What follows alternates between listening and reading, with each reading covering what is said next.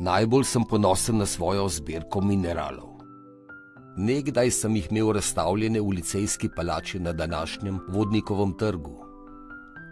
Zelo sem se trudil, da bi moja zbirka bila razlog za ustanovitev prvega muzeja na Kranjskem.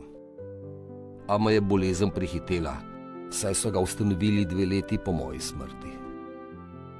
Mojemu nečaku Karlu Zoisu gre zahvala, da je poskrbel za mojo zbirko.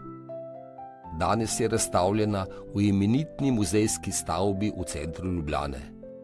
A žal so zaradi prostorske stiske razstavljeni samo najlepši primerki mineralov in drugih posebnosti. Obiščite me v Prirodoslovnem muzeju Slovenije. Morda se lahko še kaj pogovorimo. In oglejte si mojo imenitno zbirko kamnin, mineralov in fosilov.